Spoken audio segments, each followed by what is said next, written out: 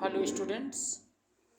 हम लोग पार्ट 1 ये केमिस्ट्री का पेपर जो है बिहार स्टेट बोर्ड में जो क्लास 11th का एनुअल एग्जामिनेशन, ये वार्षिक परीक्षा कक्षा 11 का, जिसमें आपका रसायन विज्ञान के प्रश्नों को हम लोग सॉल्व कर रहे थे। तो इसमें पार्ट 1 में हम लोगों ने ये 70 प्रश्न जो हैं इसको सॉल्व कर चुके हैं। तो आज ये जो आपका 20 प्रश्न ये अति लघु उत्तरी और साथ में ये आपका जो दीर्घ उत्तरी प्रश्न है 6 प्रश्न, इसको इस पार्ट 2 के वीडियो में हम लोग आज इसको सॉल्व करने वाले हैं। ये आपका पार्ट 2, ये पार्ट 2 जो है ये होगा। तो इसमें देखिए ये सारे क्वेश्चन हम लोगों ने सॉल्व कर लिए हैं पहले से। इन सभी प्रश्नों को हम लोग ऑलरेडी सॉल्व कर चुके हैं। तो इसको आप देख सकते हैं पार्ट 1 में। ये क्वेश्चन इम्पॉर्टेंट हैं, आप इनसे ज़रूर कुछ न कुछ सीखेंगे। पार्ट 1 में आप देख सकते हैं उसको, उसका लिंक मैं इसी वीडियो के डिस्क्रिप्शन में दे दूँगा, तो वहाँ से आप उसको देख सकते हैं। तो आज हम लोग यहाँ से देखें लघु उत्तरी प्रश्न। लघु उत्तरी प्रश्न जो है सेक्शन बी, देखिए यहाँ पर आपका ये सेक्शन बी है। सेक्शन बी, इसमें लघु उत्तरी प्रश्न शॉर्ट आंसर टाइप क्वेश्चन जो हैं ये प्रश्न संख्या 1 से 20 तक हैं लघु उत्तरी प्रश्न। और इसमें से किन्हीं 10 प्रश्नों को हल करना था 20 में से, लेकिन हम लोग यहाँ पर पूरे जितने क्वेश्चन हैं सबको देखने वाले हैं, ध्यान दें। तो एक एक करके हम लोग देख लेते हैं। और 2-2 नंबर का ये प्रश्न आपका देखिए सामने यहाँ लिखा गया है। तो पहला प्रश्न आप देखिए, इसमें पहला प्रश्न दिया है कि स्थिर अनुपात के नियम को लिखें तथा समझाएं। स्थिर अनुपात का नियम किसे कहते हैं? तो आप पढ़े होंगे रासायनिक संयोग के नियम। तो उसमें द्रव्यमान संरक्षण का नियम है, स्थिर अनुपात का नियम है, इसके अलावा गुणित अनुपात का नियम है, ठीक है। इसके अलावा व्युत्क्रम अनुपात का नियम है, गैलुसैक का नियम है। तो उसी में से ये स्थिर अनुपात का नियम आपको दिया गया है। तो देखिए स्थिर अनुपात का नियम अगर पूछा जाए तो आप क्या बताएंगे? देखिए इसमें आप ये बताएंगे स्थिर या निश्चित अनुपात का नियम, इसको किसने दिया था? तो इसको J.L. प्राउस्ट ने दिया था। किसने दिया था? J.L. Proust. J.L. Proust, J.L. Proust नामक वैज्ञानिक ने, J.L. प्राउस्ट नामक वैज्ञानिक ने इसको दिया था। और स्थिर अनुपात या निश्चित अनुपात के नियमानुसार कोई भी पदार्थ कहीं से भी प्राप्त किया जाए। देखिए हम बोलेंगे, इसको लिखेंगे नहीं। कोई भी पदार्थ कहीं से भी प्राप्त किया जाए, उसमें उपस्थित तत्वों का द्रव्यमान निश्चित व स्थिर अनुपात में होता है। जैसे आप कह सकते हैं, जैसे अगर हम जल लिए वाटर लिए, तो जल में जो ये एक पदार्थ ही है, इसमें हाइड्रोजन और ऑक्सीजन का अनुपात अगर पूछा जाए, हाइड्रोजन और ऑक्सीजन का अनुपात, तो हाइड्रोजन देखिए इसमें हाइड्रोजन के 2 परमाणु हैं, यहाँ ऑक्सीजन के 1 परमाणु हैं। तो हाइड्रोजन का जो परमाणु द्रव्यमान होता है, वो परमाणु द्रव्यमान 1.008, उसको आप एक ही अप्रॉक्स माने। इसमें देखिए दो परमाणु है तो 2 का गुणा कर दीजिए और अनुपात लगाकर। ऑक्सीजन का आप जानते हैं परमाणु द्रव्यमान कितना होता है, 16। तो 2:16 जो है, इसको आप अगर सिंप्लीफाई करेंगे तो 2 से कट जाएगा, 1 बार में 2 और 8 बार में 16 कट जाएगा। तो 1:8 है का अनुपात आएगा हाइड्रोजन और ऑक्सीजन का जो द्रव्यमान का अनुपात है। ठीक है, तो यह निश्चित व स्थिर होगा जल हम कहीं से भी प्राप्त करें, चाहे वो तालाब का जल हो, चाहे वो नदी का जल हो, चाहे कुएं का जल हो, या किसी दूसरे कंट्री से हम उसको लाएं, किसी दूसरे देश से लाएं, तो यही जल का अनुपात होगा। तो इसी को हम स्थिर अनुपात का नियम कहते हैं। ठीक, और देखिए दूसरा इसमें प्रश्न है, दूसरा प्रश्न, परमाणु द्रव्यमान इकाई क्या है? एएमयू किसे कहते हैं? AMU, atomic mass unit. तो देखिए आप इसको इस तरीके से परिभाषित कर सकते हैं, कार्बन 12 के एक परमाणु के द्रव्यमान के 12वें भाग को, कार्बन 12 के एक परमाणु द्रव्यमान के 12वें भाग को परमाणु द्रव्यमान इकाई या एएमयू कहते हैं। ठीक, अब इसका फार्मूला क्या है? जैसे एक एएमयू बराबर कितना होता है? एक एएमयू बराबर 1/12 गुणे कार्बन 12 के एक परमाणु का द्रव्यमान, कार्बन 12 के एक परमाणु का द्रव्यमान, एक परमाणु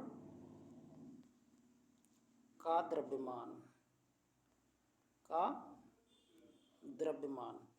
ठीक, तो इस तरीके से आप सॉल्व कर सकते हैं इसको। और अगर पूछा जाए तो आप कहेंगे कार्बन 12 के एक परमाणु के द्रव्यमान के 12वें भाग को हम परमाणु द्रव्यमान इकाई कहते हैं। ठीक है, फार्मूला आप यही लिख सकते हैं। तीसरा प्रश्न देख लेते हैं। तीसरा प्रश्न, प्रोटॉन के आवेश तथा द्रव्यमान का उल्लेख करें। प्रोटॉन का आवेश, तो प्रोटॉन का आवेश क्या होता है और द्रव्यमान क्या होता है? तो देखिए प्रोटॉन का आवेश जो होता है वो धनावेशित होता है। कैसा होगा? प्रोटॉन का आवेश वह धन आवेश होता है, और इसका द्रव्यमान अगर पूछा जाए तो 1.67 गुणे 10⁻⁻27 ग्राम, कितना होगा? ग्राम होता है। ठीक, तो ये इसका द्रव्यमान होता है, और इसका आवेश अगर पूछा जाए तो धनावेश होता है। कैसा होगा? धनावेश होता है। और धनावेश होगा कि तो कैसे आप लिखते हैं? प्लस में 1.6 इंटू 10⁻⁻19 कूलम। ठीक, शॉर्ट में हम इसको बता रहे हैं, और इस तरीके से आप इसको समझें। और भी आप अनुपातिक मान और ज़्यादा लिखना हो तो आप लिख सकते हैं, लेकिन यहाँ 2 ही नंबर का दिया है तो ज़्यादा लिखने की ज़रूरत नहीं है। ये लघु उत्तरीय प्रश्न है। देखिए चौथा प्रश्न है कि व्हाट इज एटॉमिक ऑर्बिटल? परमाणु ऑर्बिटल क्या है?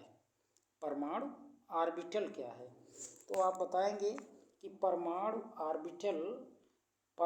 ऑर्बिटल जो होता है, जहाँ आप कहेंगे जहाँ इलेक्ट्रॉन के पाए जाने की संभावना अधिक होती है। इलेक्ट्रॉन का पाया जाना परमाणु ऑर्बिटल में ही होता है। जैसे आप देखें, जैसे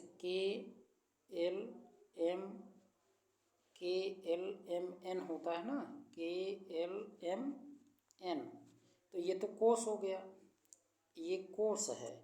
और इसी में उपकोष होता है, जैसे K में S, L में S और P होता है। ठीक है, M में S भी होगा, P भी होगा, D भी होगा, N में S P D F। ठीक, अब इसी में जैसे S का, इसको उपकोष कहेंगे, ये उपकोष है, ये कोष है। अब ऑर्बिटल आप यही बनाते हैं, जो बॉक्स की तरह बना देते हैं। ये S में यहीं पर होगा, इसी में इलेक्ट्रॉन पाए जाने की संभावना अधिक होती है, तो S का है। P में तो आप जानते हैं कितने ऑर्बिटल होंगे?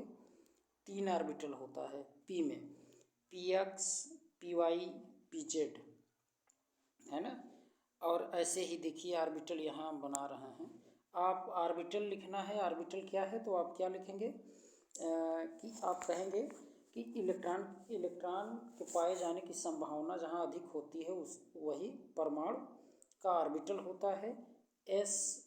एस का जो परमाणु ऑर्बिटल होता है वह गोलाकार होता है। कैसा होगा? गोलाकार होता है।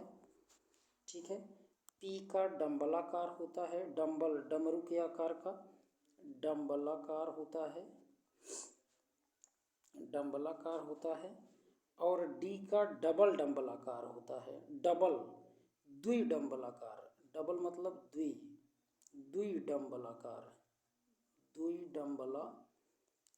द्विडम्बलाकार। ठीक है, द्विडम्बलाकार होता है। इसके स्ट्रक्चर को हम आपको दिखा देते हैं, अभी दिखाते हैं। पहले आप समझिए, जैसे एस का तो एक ही बस गोलाकार होगा। पी के जो ऑर्बिटल होते हैं वो पी एक्स हैं, पी वाई है, पी जेड होता है। ठीक है। और ऐसे डी के आप देखेंगे तो डी एक्स वाई होगा, डी वाई जेड होगा, डी जेड एक्स होगा, d z x, d x square y square होता है और डी जेड स्क्वायर होता है। ठीक है। इसका स्ट्रक्चर आप देखिए ज़रा। तो देखिए यहाँ पर आपको देखने को मिल रहा होगा एस का ऑर्बिटल यानी एस का छक।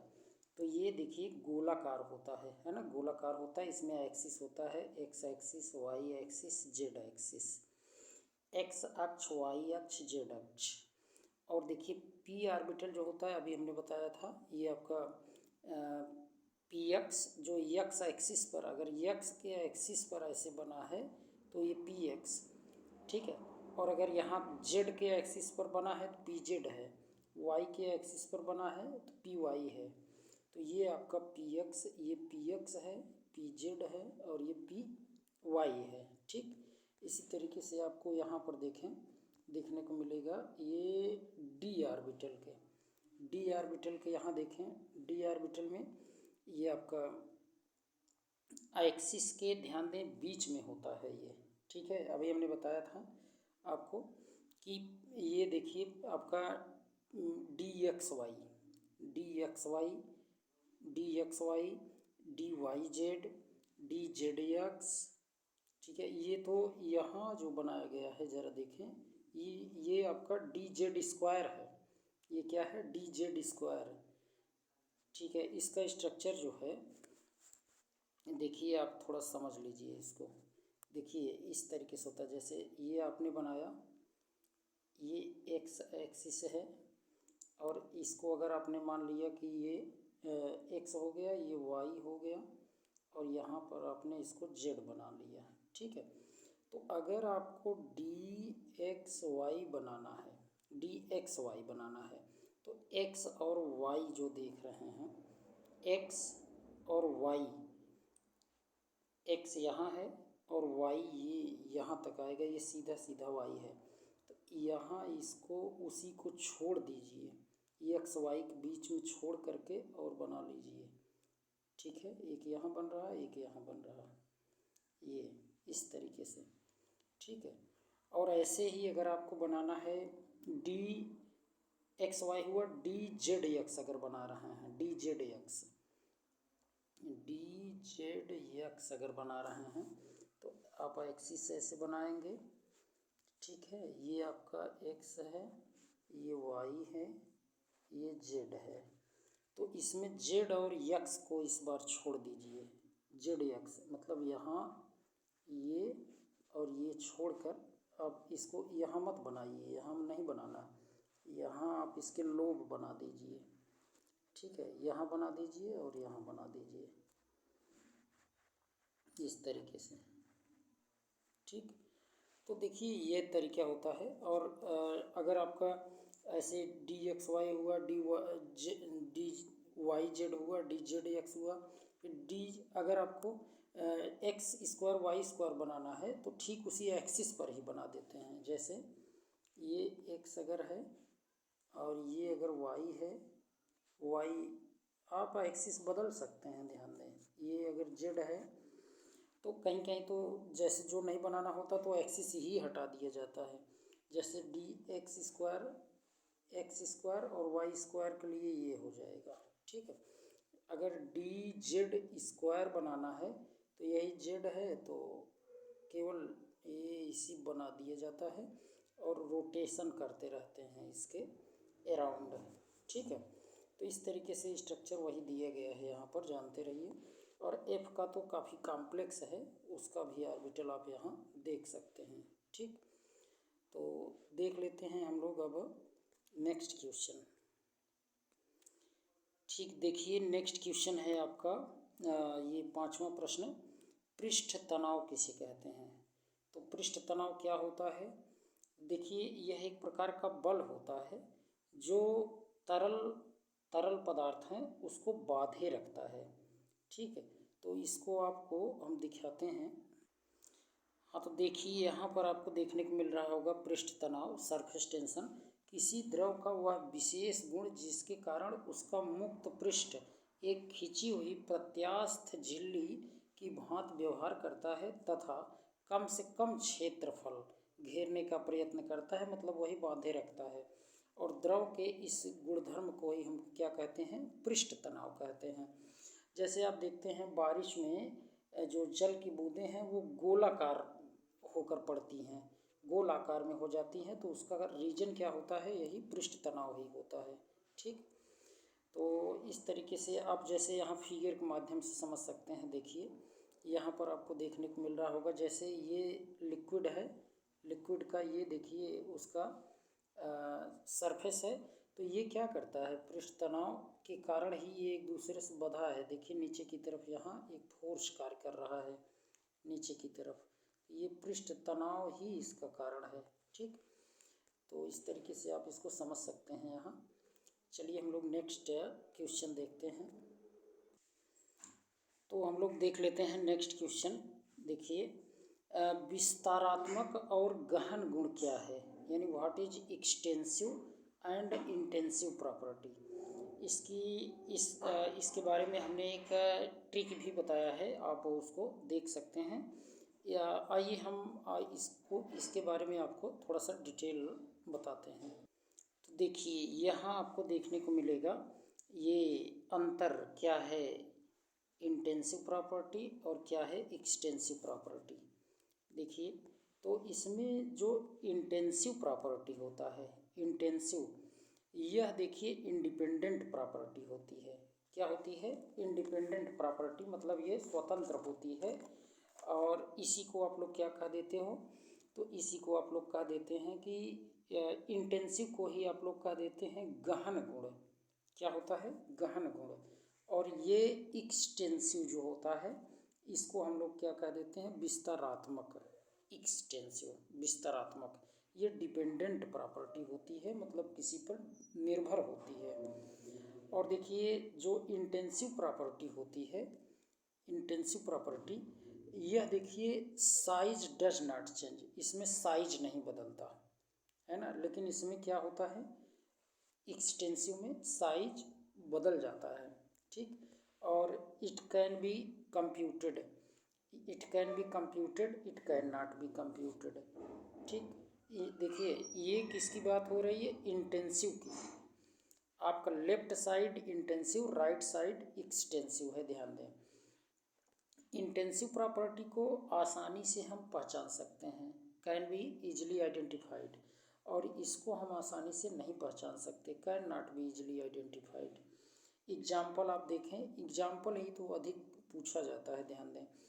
इंटेंसिव प्रॉपर्टी जो है इसमें मेल्टिंग पॉइंट आ जाएगा, कलर आ जाएगा, डक्टिलिटी यानी तन्यता जिसे आप कह रहे हैं, और कंडक्टिविटी चालकता, प्रेशर दाब, बॉइलिंग पॉइंट जिसे क्वथनांक आप कहते हैं, लश्चर चमक, फ्रीजिंग पॉइंट आ जाएगा, हिमांक जिसे कहते हैं, ऑर्डर गंध, डेंसिटी घनत्व, ये सब इंटेंसिव प्रॉपर्टी।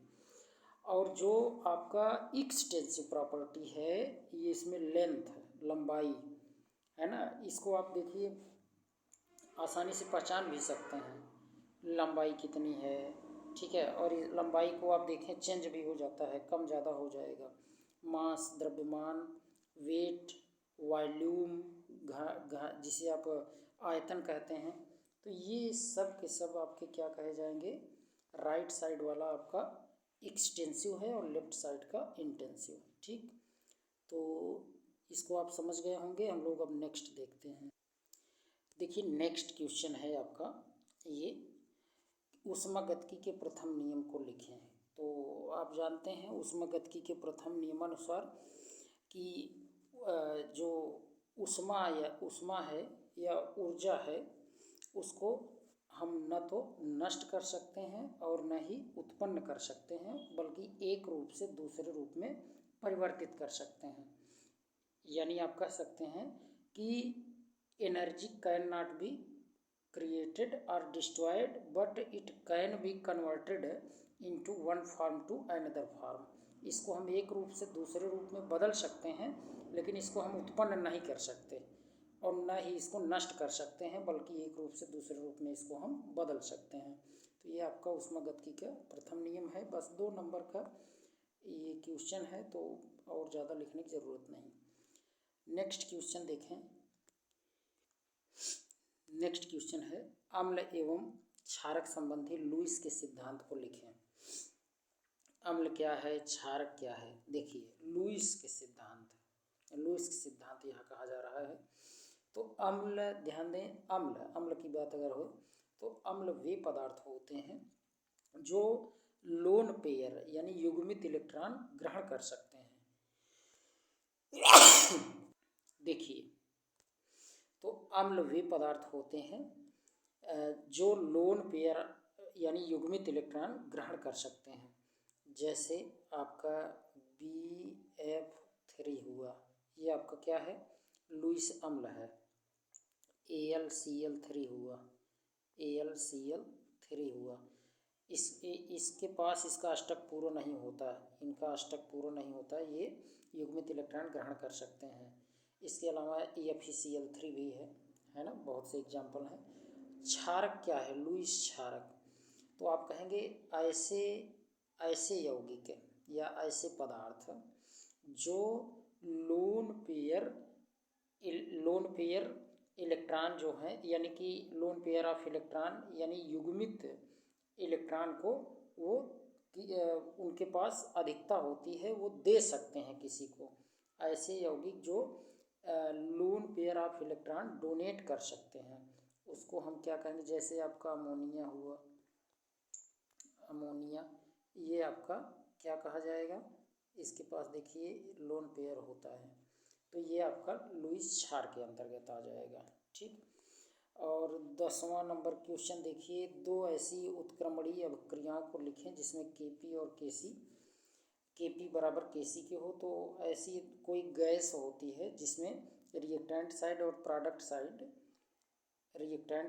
प्रोडक्ट साइड जो है वो उनके नंबर ऑफ मोल्स बराबर होते हैं।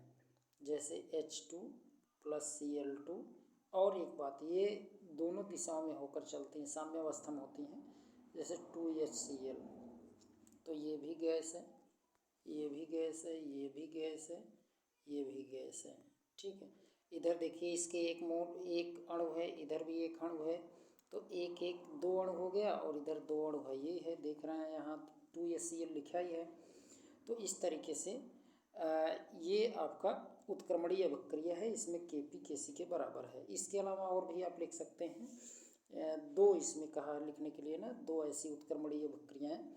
तो एक तो ये हो गया, और दूसरा आप लिख सकते हैं H2I2 का, H2 + I2 sign of reversible 2HI,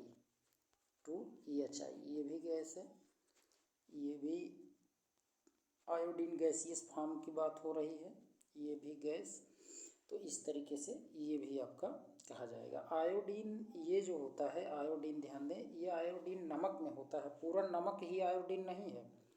नमक को खुला छोड़ देंगे तो आयोडीन ऊर्ध्वपाती पदार्थ है, वो उड़ जाएगा, ध्यान दें, गैस बनकर निकल जाएगा। इसलिए नमक को बंद करके रखा जाता है, जिससे आयोडीन उसमें से आयोडीन का ऊर्ध्वपातन ना हो, यानी वो बाहर ना निकले।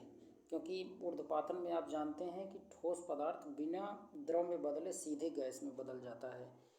तो इस तरीके से इसको याद रखना है। और आगे देखें, नेक्स्ट क्वेश्चन है, निम्नलिखित में क्रोमियम की ऑक्सीकरण संख्या निकालें। तो सिंपल है, इसमें आप यक्स मानकर क्रोमियम का निकाल सकते हो। जैसे अभी K2 आपको पता है क्षारीय धातुओं का सबका +1 होता है, तो हम यहाँ निकाल रहे हैं। ज़रा देखिए, K2CrO4 में क्रोमियम का K2CrO4 में क्रोमियम का निकालना है। तो इसको सिंपल है, आप पोटेशियम दिया है तो पोटेशियम का +1, अब 2 पोटेशियम दिया है तो गुणे 2 कर दो, ठीक है। जिसका निकालना है उसका x मान लो। ऑक्सीजन का, एक ऑक्सीजन का -2 होता है, 4 है तो गुणे 4 कर दो, ठीक है, गुणे 4 बराबर 0। कोई चार्ज नहीं इसके ऊपर, तो वही आवेश यहाँ लिखा जाता है लास्ट में बराबर करके। तो 2 का गुणा 1 में करेंगे 2 हो गया, और प्लस ये x लिख दीजिए, और यहाँ देखिए प्लस माइनस से माइनस, और 4 दूनी 8, ठीक है, बराबर 0 आ गया। अब इसी को हम यहाँ ऊपर लिखेंगे, तो 2 यक्स बराबर आप लिखिए, यक्स बराबर क्या लिखेंगे, यक्स बराबर इस -8 को बराबर को उधर ले जाएंगे तो +8 हो जाएगा। और ये 2 जो है कुछ नहीं लगा है कोई चिन्ह, तो यहाँ जान लीजिए प्लस लगा है, प्लस में है। और जब बराबर को उस साइड जाएगा दाहिनी ओर तो माइनस में हो जाएगा।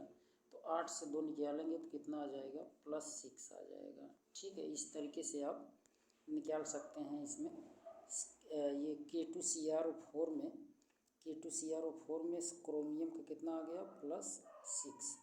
ऐसे ही आप इसका भी निकाल सकते हैं, K2Cr2O7 में क्रोमियम का, K2Cr2O7 में क्रोमियम का देखिए, K2Cr2O7 में क्रोमियम का।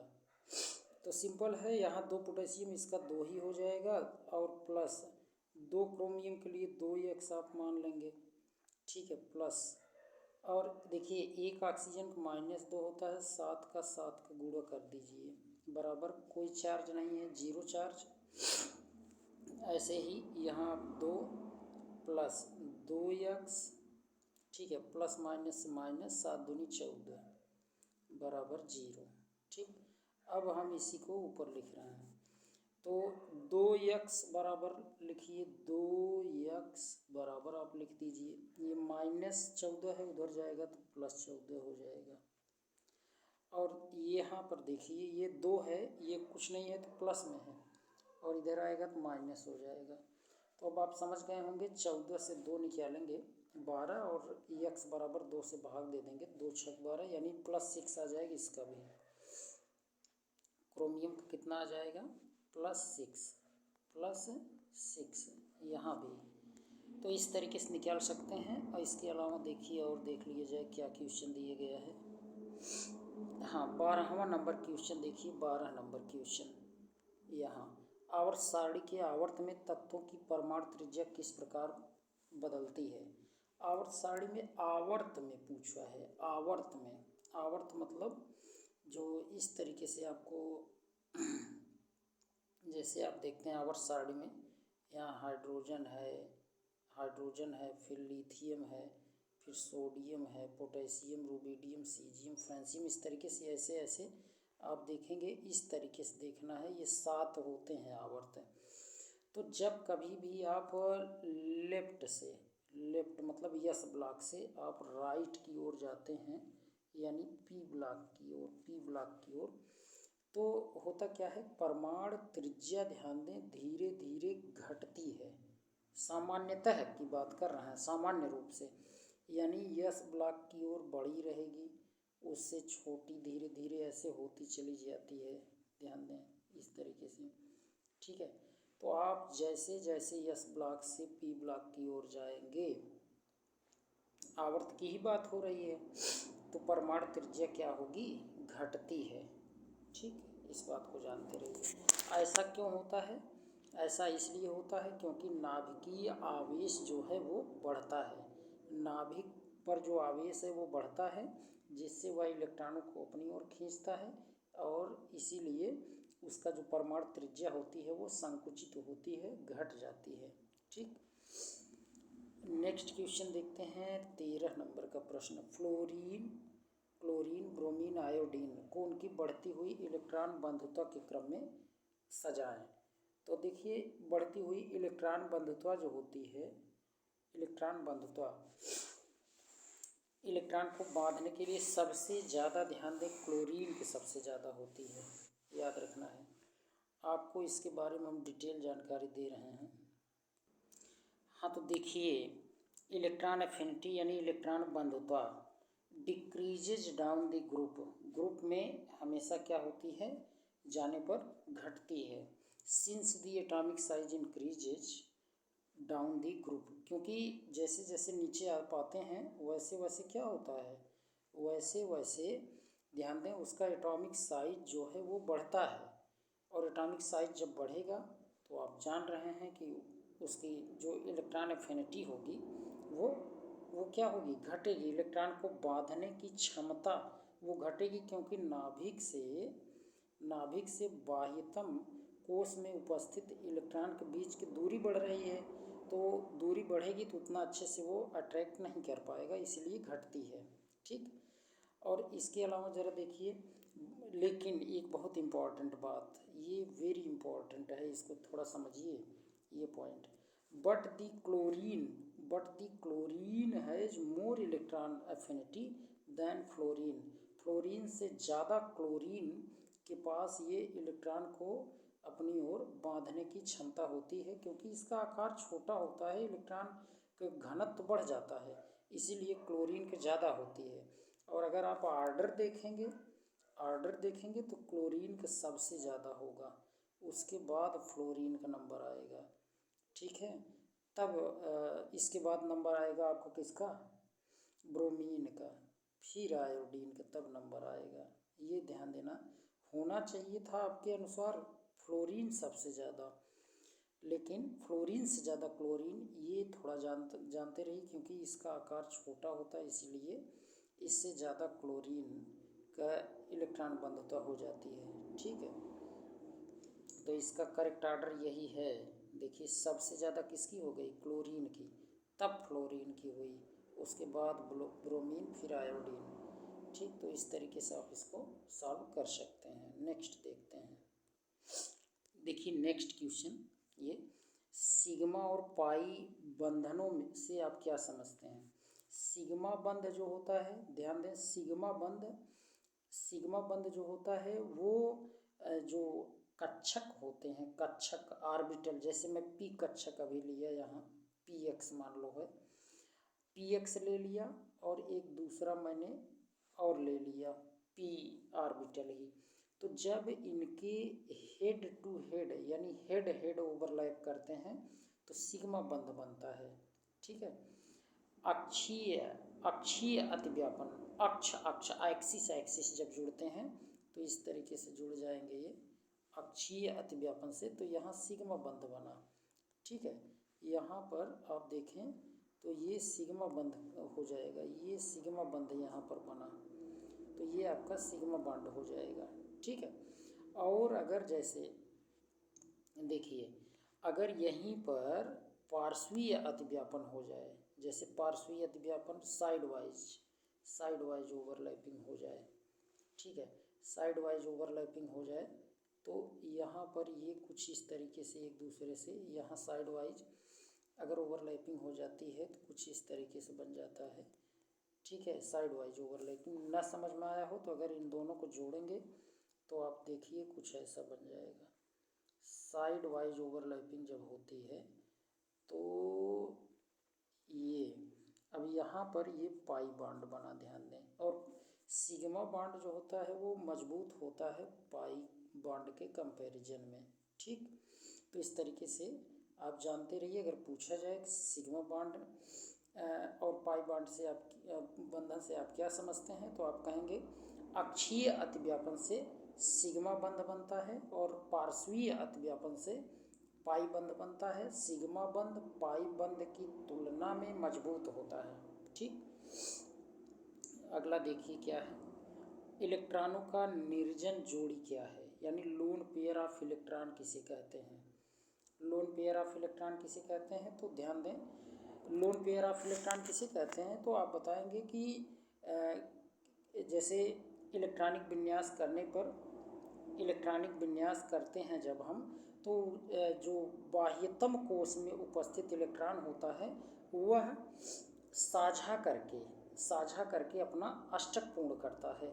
तो अपने अष्टक को पूर्ण करने में शेष बचे जोड़ी में इलेक्ट्रॉन को ही हम युग्मित इलेक्ट्रॉन या निर्जन जोड़ी इलेक्ट्रॉनों का कहते हैं। जैसे समझेंगे ज़्यादा समझ में आएगा। जैसे देखिए, ये आपका नाइट्रोजन है।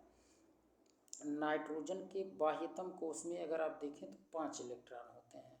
तो हम यहाँ पर 1 electron, 2 electron, 3 electron, 4 electron, 5 electron बना दिए। 5 इलेक्ट्रॉन बन गया। अब आप देखिए, अगर हमें अमोनिया बनाना है तो हाइड्रोजन जोड़ेंगे, हाइड्रोजन, अमोनिया की संरचना, हाइड्रोजन जोड़ लिया हमने। हाइड्रोजन के पास भी एक इलेक्ट्रॉन होते हैं, तो आप उसको बना दीजिए। ठीक है, एक इलेक्ट्रॉन होता ही है हाइड्रोजन के पास। तो अब देखिए इसमें हुआ क्या, हुआ ये कि यहाँ पर आपको देखने को मिल रहा होगा, ज़रा ध्यान से देखें, तो ये हीलियम जैसा हो गया अपना साझा करके। जितने हाइड्रोजन हैं सब हीलियम जैसे हो गए, सब हीलियम जैसे। अब नाइट्रोजन क्या करेगा, नाइट्रोजन भी अपना अष्टक तो पूर्ण कर लिया, अपना अष्टक इस गोले में देखिए 8 इलेक्ट्रॉन हो गए, और यहाँ जो साझे वाले थे वो बॉन्ड बना लिए। लेकिन आपको यहाँ देखने को मिल रहा होगा, ज़रा ध्यान से देखें, यहाँ पर एक जोड़ी इलेक्ट्रॉन बच गया बंध बनाने के बाद भी। यहाँ बंध बन गया, उसके बाद वहाँ एक जोड़ी इलेक्ट्रॉन बच गया, तो इसी को हम लोन पेयर ऑफ इलेक्ट्रॉन कहेंगे। लोन पेयर ऑफ इलेक्ट्रॉन यही है। ठीक है, यही आपका क्या है, लोन पेयर ऑफ इलेक्ट्रॉन। ठीक है, और इसी को हम या तो इलेक्ट्रॉनों का निर्जन जोड़ी भी कह सकते हैं। चलिए नेक्स्ट देखते हैं, जल की कठोरता से आप क्या समझते हैं। देखिए, जल की कठोरता से आप क्या समझते हैं, तो जल की कठोरता से संबंधित बातें आप ज़रा समझें। जैसे जब जल में कैल्शियम, मैग्नीशियम के कार्बोनेट, सल्फेट या बाइकार्बोनेट या हाइड्रोक्साइड, ये सब उसमें मिले होते हैं, तो साबुन के साथ झाग नहीं देते, और उसी को हम क्या कहते हैं, जल की कठोरता कहते हैं। अब जल की कठोरता ध्यान दें, 2 तरीके से आपको देखने को मिलती, एक अस्थाई कठोरता और एक अस्थाई कठोरता। तो उसमें आपको देखने को मिलेगा, जैसे जो जल की कठोरता है वो 2 प्रकार का हुआ, एक अस्थाई एक अस्थाई कठोरता। तो जब देखिए अस्थाई कठोरता कब होती है, जब उसके साथ सल्फेट और क्लोराइड, कैल्शियम और मैग्नीशियम के सल्फेट और क्लोराइड अगर मिले होते हैं तो वो अस्थाई कठोरता को प्रदर्शित करते हैं। और जब कैल्शियम और मैग्नीशियम के बाइकार्बोनेट होते हैं तो वो अस्थाई कठोरता के अंतर्गत आ जाता है। ठीक, देखिए 17 नंबर, समूह फर्स्ट के तत्वों के संकेत एवं उसकी परमाणु संख्या लिखें। तो समूह फर्स्ट में आपका वही आ जाएगा, हाइड्रोजन। देखिए यहाँ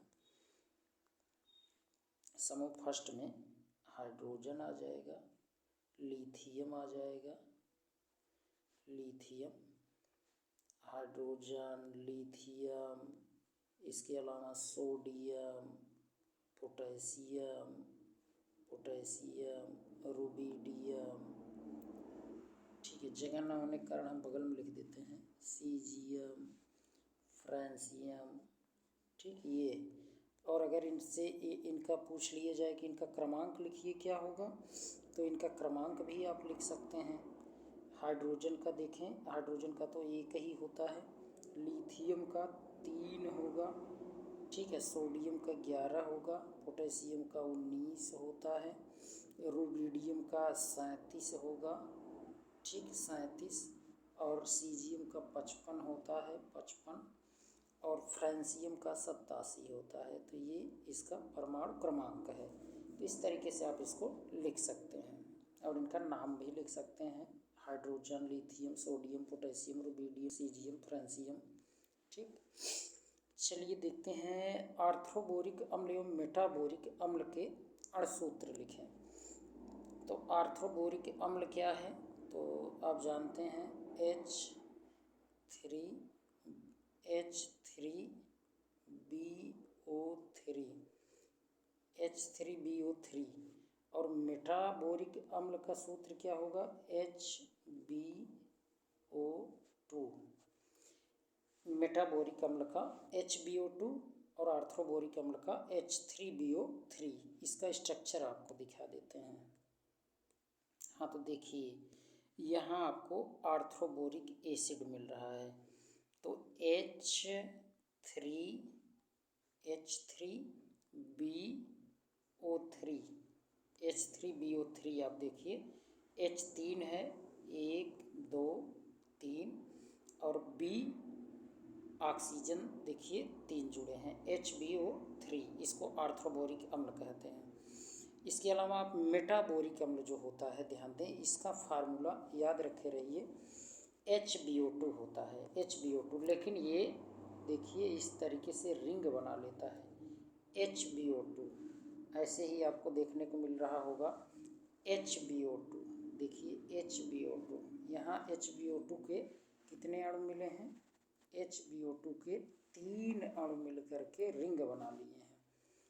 तो याद रखे रहिए मेटाबोरिक एसिड का फार्मूला कभी पूछा जाए तो HbO2 लिखना है, और आर्थ्रोबोरिक अम्ल का H3BO3, ठीक है। आर्थ्रोबोरिक अम्ल का क्या, H3BO3, और मेटाबोरिक का HbO2, ठीक। इस तरीके से आप कर लेंगे। नेक्स्ट क्वेश्चन देखिए नेक्स्ट क्वेश्चन है कि व्हाट इज होमोलॉगस सीरीज, सममूलक श्रेणी किसे कहते हैं। तो आप बताएंगे कि ऐसी श्रेणी जो किसी एक ही फार्मूले से कार्बन की ऐसी श्रृंखला या ऐसी श्रेणी के यौगिक जो किसी एक ही सूत्र से बने होते हैं, लेकिन उसमें कार्बन की संख्या क्रम से बढ़ती जाती है। तो जैसे आप देखते हैं कोई एल्केन का ही आप ले लो, एल्केन को ही अगर आप ले लीजिए, एल्केन CnH2n+2, इसी फार्मूले से एल्केन बना है। n बराबर नंबर ऑफ कार्बन, n बराबर कोई पूछे तो कार्बन की संख्या, कार्बन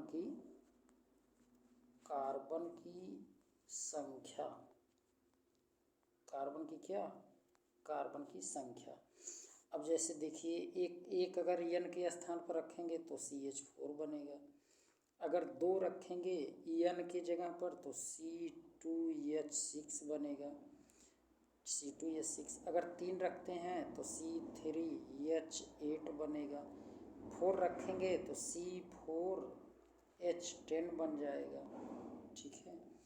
इस तरीके से। अच्छा इनमें अंतर क्या होता है, इन दोनों यौगिकों में अंतर CH2 का होगा, इन दोनों में CH2 का एक दूसरे से जो अंतर होता है वो केवल CH2 समूह का अंतर होता है, ठीक है, जानते रहिए। श्रृंखला समावयवता क्या है, श्रृंखला समावयवता किसे कहते हैं, तो आप बताएंगे कि श्रृंखला समावयवता में अणुसूत्र समान हो परंतु उनसे बनने वाले श्रृंखला समावयवी संरचनाएं भिन्न भिन्न हों, यानी कार्बन की श्रृंखला भिन्न भिन्न हों। तो इस प्रकार से बने इस प्रकार से बने यौगिक को हम श्रृंखला समावयवी यौगिक कहते हैं तथा इस प्रक्रम को श्रृंखला समावयवता कहते हैं। जैसे देखिए श्रृंखला में क्या होगा, केवल चेन बदल जाती है, ध्यान देना है। जैसे एक उदाहरण देकर समझाना है, तो एक उदाहरण हम ले लेते हैं। जैसे अगर हम ले लिए C4, ठीक है, C4 और ले लिए एल्केन का ही ले लेते हैं, 4 दूनी 8, 8 2 10, ठीक है, ये ले लिया। तो पहला हम बना रहे हैं इससे 1 कार्बन 2 कार्बन 3 कार्बन 4 कार्बन। अब यहाँ हर जगह हाइड्रोजन आप जोड़ लेंगे, ठीक है, आप हाइड्रोजन जोड़ लेंगे। और यहाँ हमने कार्बन का एक सीधी चेन रखा है, लेकिन दूसरे में हम चेन बदल देंगे। 1 कार्बन 2 कार्बन 3 कार्बन हमने ऐसे किया, किनारे किनारे नहीं जोड़ना है, बीच में यहाँ हमने किया। अब देखिए कार्बन का चेन बदल दिए, लेकिन फार्मूला जो है वो नहीं बदला, वो उतना ही है जितना हाइड्रोजन कार्बन पहले वाले यौगिक में है उतना इसमें है।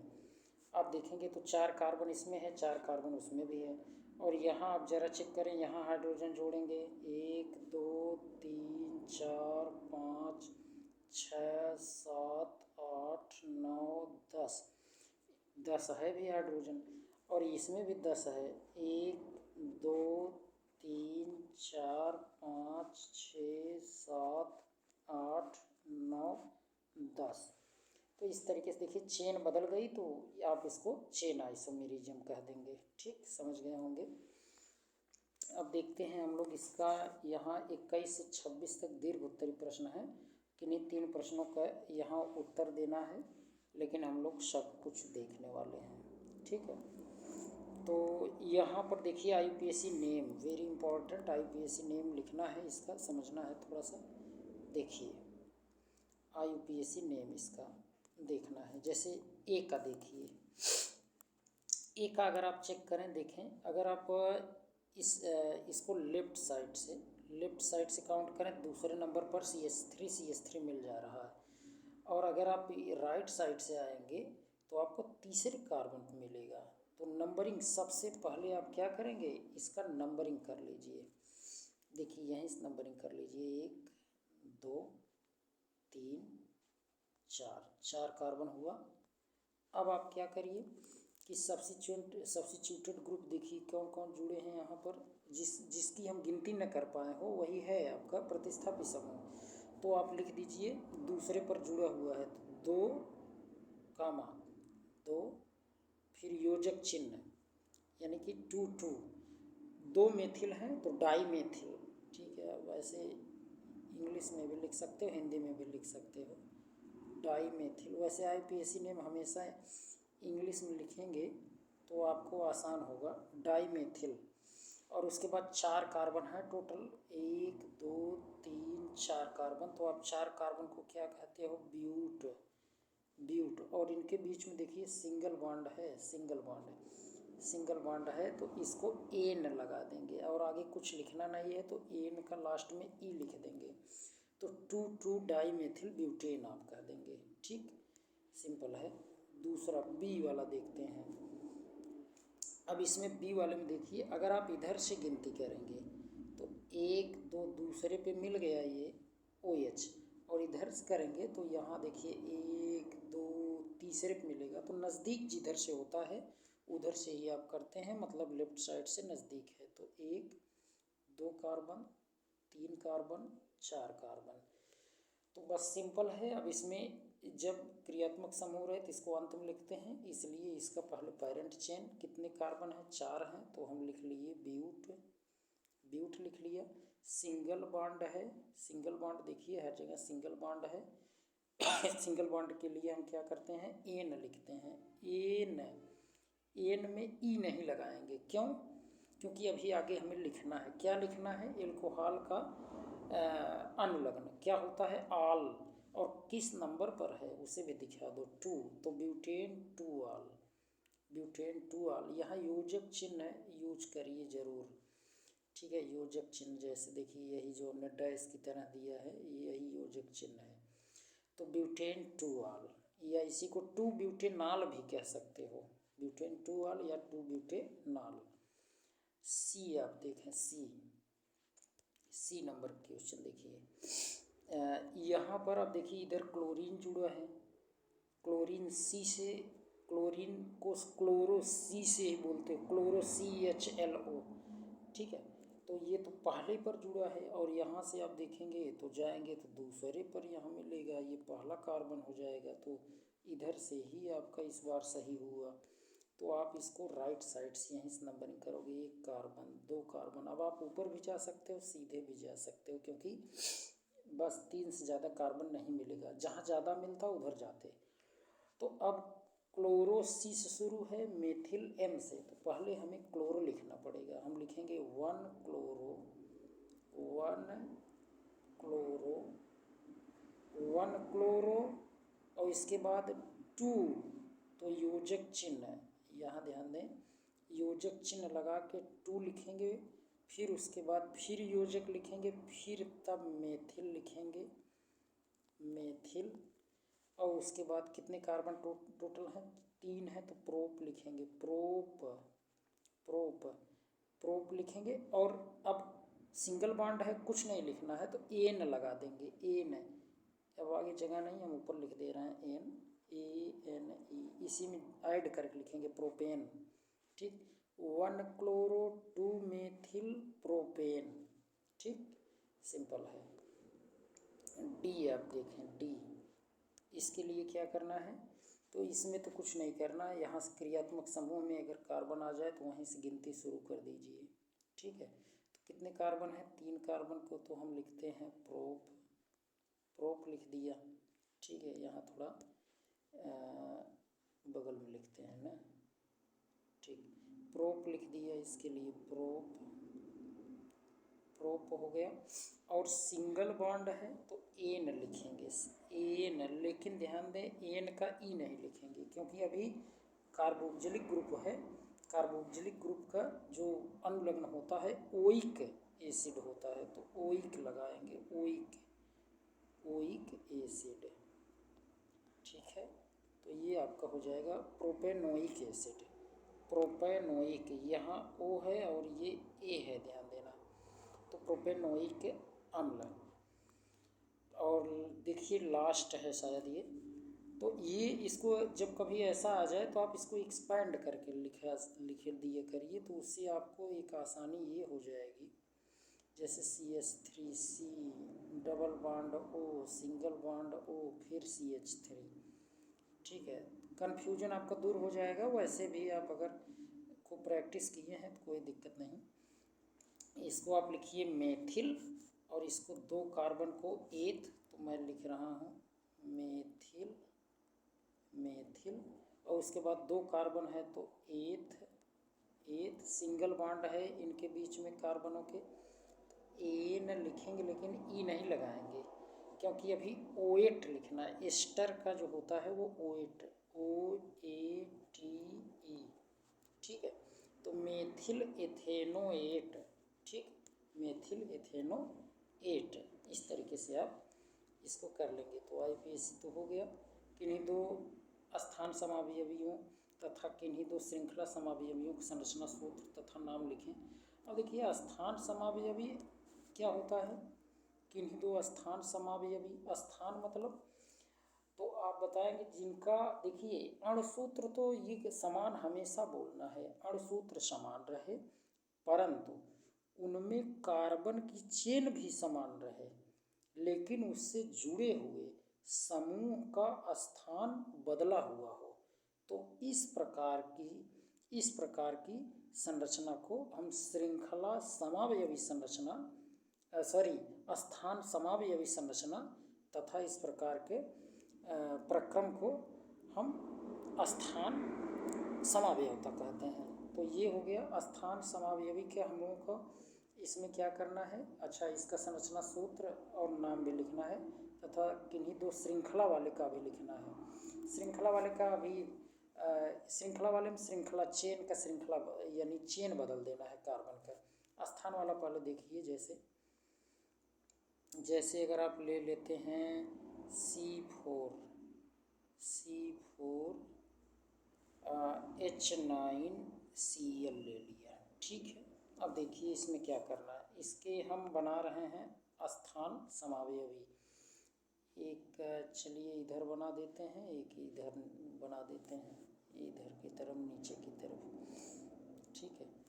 तो कार्बन 4 है तो अब बना लीजिए, 1 कार्बन 2 कार्बन 3 कार्बन 4 कार्बन बना दिया। ये सिंगल बॉन्ड है, ध्यान देना सिंगल बॉन्ड है। तो सिंगल बॉन्ड है, इसको थोड़ा समझे रहिएगा। यहाँ सिंगल बॉन्ड है, सिंगल बॉन्ड सिंगल बॉन्ड, ठीक है, ब्लैक्स कर दिया। अब इसमें क्लोरीन अब जोड़ दीजिए, क्लोरीन, क्योंकि क्लोरीन है भी यहाँ, और 9 हाइड्रोजन, 1 हाइड्रोजन 2 हाइड्रोजन 3 4 5 6 7 8 9, ठीक। ये तो पहली संरचना हुई। दूसरा जब आप बनाएंगे तो उसमें भी आप 1 कार्बन 2 कार्बन 3 कार्बन 4 कार्बन बना दिए, लेकिन यहाँ पहले पर यहीं क्लोरीन जोड़े हैं, यहाँ पहले पर न जोड़ के स्थान बदल दीजिए, दूसरे पर हमने इस बार क्लोरीन को जोड़ दिया। और आप इनका हाइड्रोजन जोड़ सकते हैं 9, 1 2 3 4 4 5 6 7 8 9 हो गया। इसको तो हम कह देंगे स्थान समावयवी। क्यों क्यों स्थान समावयवी कहेंगे? क्योंकि इसमें आप चेक करिए तो आपको देखने को मिलेगा यहाँ क्लोरीन का स्थान क्या है, बदला है। यहाँ पहले कार्बन पर है लेकिन यहाँ दूसरे पर है, ध्यान दें दूसरे पर, तो बदल गया। और इस तरीके से आप इसको कह सकते हैं कि ये स्थान समावयवी हैं। लेकिन किन्हीं दो श्रृंखला समावयवी अगर लिखना है, श्रृंखला समावयवी, तो उसी के आप श्रृंखला लिख सकते हो। कैसे? जैसे अगर आप C4H9Cl लिख दें तो पहला देखिए कार्बन 1 2 3 4, पहले में क्लोरीन, देखिए क्लोरीन जोड़े हैं, जोड़ दीजिए, कोई दिक्कत नहीं है, ठीक है। और यहाँ पर 1 2 3 4 5 6 7 8 9 हाइड्रोजन जोड़ दीजिए। अब दूसरी संरचना में देखिए क्या करना है, यहाँ तो आपने कार्बन का चेन नहीं बदला, लेकिन दूसरे में बदलना जरूरी है, तभी वो श्रृंखला समावयवी होगा। चेन बदलना है दूसरे में, तो 1 कार्बन 2 कार्बन 3 कार्बन, बस क्लोरीन जहाँ है वैसे लिख दो। और ध्यान दीजिए, जैसे लास्ट वाले में नहीं जोड़ना है, बीच वाले में यहाँ जोड़ना है कार्बन, बस हो गया। अब कुछ नहीं करना, अब केवल आप क्या करो, जोड़ दीजिए हाइड्रोजन, 1 हाइड्रोजन 2 3 4 5 6 7 8 9 हो गया। देखिए चेन बदल गई ना, चेन बदल गई।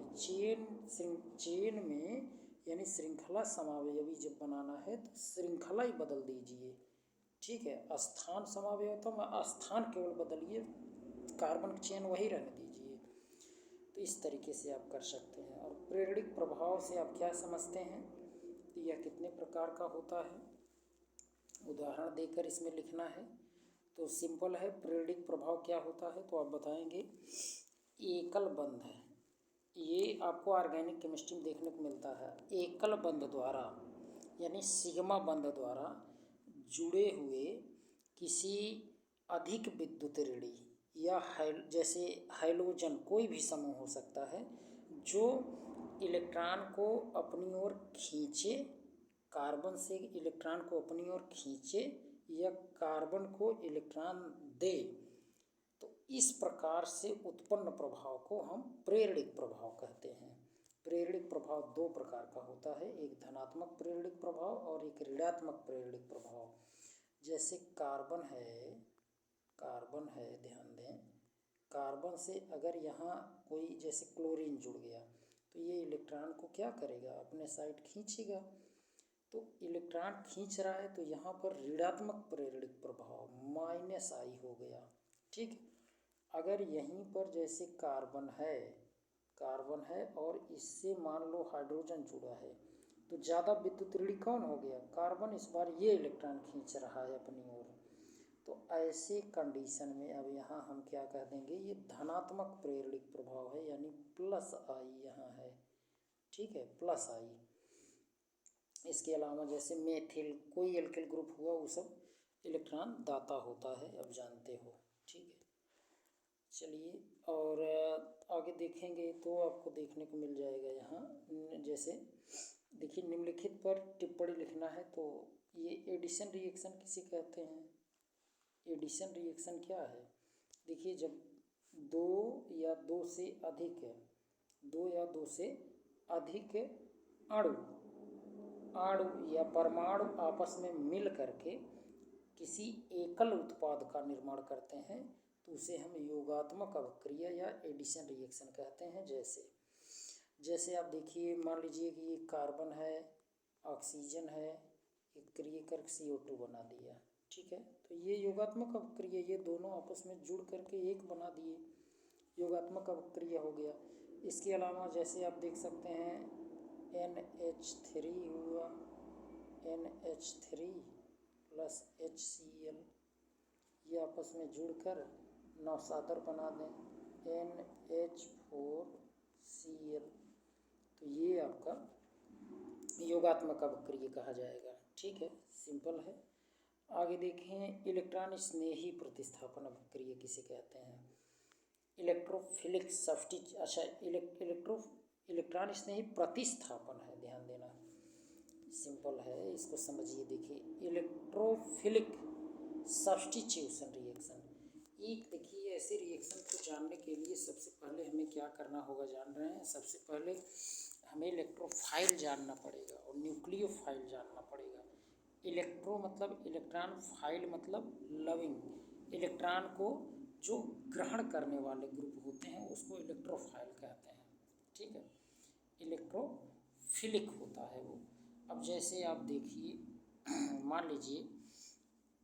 मान लीजिए कि हमारे पास ये क्या है, बेंजीन है, ठीक है, बेंजीन, और हमें रिएक्शन करवाना है CH3Cl से, CH3Cl से हमें रिएक्शन करवाना है। तो होगा क्या, आप जान रहे हैं कि यहाँ देखिए सिंगल बॉन्ड है, और हर जगह यहाँ बेंजीन से हाइड्रोजन सिंगल बॉन्डेड जुड़ा है। तो ये जब क्लोरीन अपने साइड इलेक्ट्रॉन को खींचेगा, तो इलेक्ट्रॉन का डेंसिटी क्लोरीन पर बढ़ जाएगी और इस पर घट जाएगी, ठीक है, तो पॉजिटिव आ जाएगा। अब क्या होगा, ये जो इस पर जो अटैक करेगा बेंजीन पर, वही आपका देखना है कौन आकर जुड़ता है। यहाँ से मान लीजिए हाइड्रोजन जुड़ा है, थोड़ा सा कलर चेंज कर देते हैं, यहाँ हाइड्रोजन जुड़ा है, देखिए हाइड्रोजन जुड़ा है, तो हाइड्रोजन और कार्बन में, कार्बन विद्युत ऋणी है, तो हाइड्रोजन यहाँ से रिप्लेस हो जाएगा, इस पर प्लस आ जाएगा, और यहाँ कार्बन जो होगा रिंग में उस पर माइनस आ जाएगा। तो अब क्या हुआ, यही इसके ऊपर यहाँ ये क्या करेगा, ये रियल में तो ये है कि इसका निगेटिव पार्ट जो बेंजीन का है वो इसको इलेक्ट्रॉन देगा, किसको, यही इलेक्ट्रॉन जो ग्रहण करेगा, इलेक्ट्रोफिलिक, इलेक्ट्रो मतलब इलेक्ट्रॉन, फिलिक मतलब जो ग्रहण करे, तो यही इलेक्ट्रॉन को ग्रहण करेगा, इसी पर अटैक किया। इसलिए जिस पर देखिए ये अटैक किस पर हो रहा है, ये ग्रुप जो आकर इससे जुड़ेगा वह इलेक्ट्रोफाइल है, क्योंकि इलेक्ट्रॉन कमी है इस पर, इसीलिए। और एक सब्स्टिट्यूशन प्रतिस्थापन क्यों है, क्योंकि यहाँ से हाइड्रोजन को हटा रहा है, प्रतिस्थापित करके तब जुड़ रहा है। तो इस तरीके से यहाँ बनने को तो बन जाएगा, क्या बन जाएगा, यहाँ बनने को तो यहाँ बन जाएगा टॉलुइन, क्या बन जाएगा, टॉलुइन बन जाएगा, टॉलुइन यानी CH3 बन जाएगा, और साथ में HCl। तो ऐसी अभिक्रियाओं को समझना है, यही आपका इलेक्ट्रॉन स्नेही प्रतिस्थापन अभिक्रिया कही जाएगी, ठीक। और विकर्ण संबंध के बारे में तो आप विधिवत जानते होंगे। विकर्ण संबंध क्या है, लिथियम और मैग्नीशियम के गुणों में क्या समानता है। लिथियम और देखिए विकर्ण संबंध किसे कहते हैं, तो आप कहेंगे वर्ग दो के तत्व, वर्ग नहीं आप आवर्त कहेंगे, क्या कहेंगे, आवर्त, वर्ग नहीं आवर्त। आवर्त दो के तत्व आवर्त तीन के तत्वों से, आवर्त तीन के तत्व, आवर्त दो में कौन आएगा, आवर्त दूसरे में आप लिथियम देखेंगे, लिथियम है, बेरिलियम है, बोरान है, प्रथम तीन तत्व। आवर्त तीन के तत्वों से, जैसे आवर्त तीन में कौन आएगा, सोडियम आएगा, लिथियम के बाद सोडियम आता है ना, उसके बाद मैग्नीशियम आएगा, फिर एल्युमिनियम आएगा, फिर सिलिकॉन आएगा। तो ये क्या करते हैं, ये तिरछा आयनिक त्रिज्या में समानता रखते हैं, लगभग, एकदम एक्यूरेट नहीं, लगभग आयनिक त्रिज्या में ये क्या करते हैं, समानता रखते हैं, आयनिक रेडियाई में समानता रखते हैं, और इसी संबंध को हम विकर्ण संबंध कहते हैं। लिथियम और मैग्नीशियम के गुणों में क्या समानता है, तो लिथियम और मैग्नीशियम के जो गुण हैं वो आयनिक त्रिज्या में लगभग समान होते हैं। इसका आयनिक आप त्रिज्या देखेंगे तो 1.0 होता है, 1.0, जबकि मैग्नीशियम का 1.2 होता है, लगभग बराबर आप कह सकते हैं। ठीक, अपररूपता किसे कहते हैं, अपररूपता क्या है, तो किसी भी पदार्थ का एक से अधिक रूपों में पाया जाना ही अपररूपता कहलाता है। जैसे कार्बन के अपर रूप, जैसे कार्बन के अपर रूप कौन कौन से हैं, तो कार्बन के आप जानते हैं, एक तो आपका हीरा है, डायमंड, एक क्या है, हीरा है, ये अपर रूप है। दूसरा आप जानते हैं ग्रेफाइट है, और तीसरा एक बकमिंस्टर फुलेरीन है, ठीक है, बकमिंस्टर फुलेरीन। डायमंड जो हीरा होता है, इसमें कार्बन त्रिविम में जुड़े एक दूसरे से सहसंयोजी बंध द्वारा जुड़े होते हैं, और इसमें कार्बन का जो संकरण है वो sp3 होता है, ठीक है, और यह ऊष्मा का कुचालक होता है। ग्रेफाइट जो है यह कैसा होता है, तो यह हेक्सागोनल होता है, हेक्सागोन इसमें बनता है, हेक्सागोनल होता है, और इसमें मुक्त इलेक्ट्रॉन होने के कारण यह ऊष्मा का आंशिक चालक होता है। ग्रेफाइट, ध्यान देना है, ग्रेफाइट आंशिक चालक होता है। हीरा सबसे कठोरतम है, जबकि ग्रेफाइट सॉफ्ट होता है, देखते हो पेंसिल के बीच में होता है, बनाते हैं तो टूट भी जाता है, और ऊष्मा का ये थोड़ा आंशिक चालक भी है। और बकमिंस्टर फुलेरीन, इसमें आप देखते हैं एक बकी बाल की तरह होता है, जिसमें कार्बन 60 से 70 तक होते हैं। तो इस तरीके से आपका ये हुआ। और बोरेक्स बीड परीक्षण क्या है, तो बोरेक्स बीड को आपको इसके बारे में डिटेल बता। तो देखिए इसमें बोरेक्स बीड परीक्षण जो होता है ना, बोरेक्स बीड टेस्ट, ये एक क्या होता है, तो ये करेक्टरिस्टिक्स कलर्ड बीड्स होता है। ये उत्पन्न होता है किसके साल्ट से, तो जैसे copper, iron, chromium, manganese, cobalt, निकल, इनके साल्ट से उत्पन्न होता है। तो जैसे कॉपर अगर हमने लिया तो ऑक्सीडाइजिंग फ्लेम होता है और रिड्यूसिंग फ्लेम, दो जैसे ऊपर आप देखेंगे, अभी हम आपको फिगर दिखाई देते हैं, इसका फिगर पहले देख लीजिए, ज़्यादा समझ में आएगा। देखिए इसका फ्लेम ज़रा यहाँ आप देख पा रहे होंगे, जैसे एक ऑक्सीडाइजिंग फ्लेम और रिड्यूसिंग फ्लेम होता है। जैसे आप जैसे ऊपर ले जाएंगे तो वो ऑक्सीडाइज होता जाएगा, और नीचे अगर आप रखेंगे तो वो रिड्यूसिंग फ्लेम यानी कि लौ, नीचे की तरफ जो होता है वो रिड्यूसिंग फ्लेम है, ऊपर की तरफ ऑक्सीडाइजिंग फ्लेम है। और इस तरीके से ये प्लेटिनम वायर होता है, और आप बोरेक्स का पाउडर लिए रहते हैं, और इस तरीके से परीक्षण करते हैं इसमें। तो देखिए इसका हाँ, तो यहाँ आपको जैसे कॉपर के साथ ये देखें स्काई ब्लू यानी कि हॉट एंड कोल्ड में ये ऑपक्यू यानी आपको क्या देखने को मिलेगा कि ऑपक्यू का मतलब जान रहे हैं। ऑपक्यू का मतलब होता है जैसे आप स्काई ब्लू कलर एक तो आपको देखने को मिलेगा इसमें, और साथ में वह कैसा होगा जैसे ट्रांसपेरेंट होता है तो आर पार दिखता है ना, ट्रांसल्यूसेंट अपारदर्शी, ये थोड़ा थोड़ा आर पार दिखेगा। ऑपक्यू मतलब पारभासी, पारभासी जिसे आप कहते हैं, तो उस तरीके से। रिड्यूसिंग फ्लेम में आपको रेड कलर का होगा और ये मतलब आंशिक रूप से आर पार देख सकते हैं। और आयरन का येलो कलर्ड होगा और वो हॉट और कोल्ड में ये भी आप यानी कि आप पारभासी कह सकते हैं, आर पार थोड़ा थोड़ा दिखेगा। ठीक है, तो इस तरीके से आपको ये मैंगनीज में ज़रा देखें, मैंगनीज में पिंक कलर देखने को मिलेगा ऑक्सीडाइजिंग फ्लेम में, और वैसे रिड्यूसिंग फ्लेम में ये कलरलेस होगा।